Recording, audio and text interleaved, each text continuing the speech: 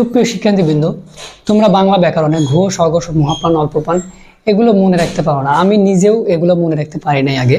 তো আমি যেভাবে মনে রেখেছি, যে টেকনিক শিখেছিলাম সেটা তোমাদের সাথে আজকে শেয়ার করি। সেটা হচ্ছে, দেখো তোমরা এই যে বাংলা বর্ণমালায় 25টা অক্ষর, তোমরা জানো এই যে 5 নম্বরে যে সারিটা থাকে সেটা হচ্ছে সবগুলো হচ্ছে নাসিক্য ধ্বনি, এগুলো হচ্ছে নাসিক্য ধ্বনি।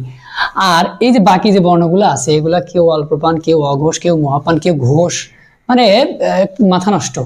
তো এই যে আমাদের যে সাধারণ টেকনিকটা আমি শিখেছি সেটা তোমাদের সাথে শেয়ার করতেছি। দেখো তোমরা একটা এইভাবে আয়তক্ষেত্র আঁকায় নিবে, এই পাশে থেকে অল্পপ্রাণ, মহাপ্রাণ, অঘোষ এবং ঘোষ।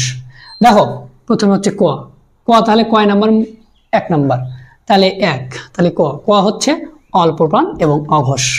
তাহলে আমি নিলাম হচ্ছে ড হচ্ছে, দেখো ট ঠ ড, তাহলে 3 নাম্বার, তাহলে এটা হচ্ছে ড।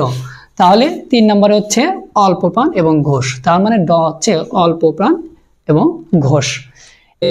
এইটা ভ, দেখো ব হচ্ছে প ফ ব ভ, অর্থাৎ 4, তাহলে 4। তার মানে এই যে ব হবে ঘোষ এবং মহাপ্রাণ। আশা করি তোমরা শিখে গেছো, এখন তোমরা প্র্যাকটিস করো।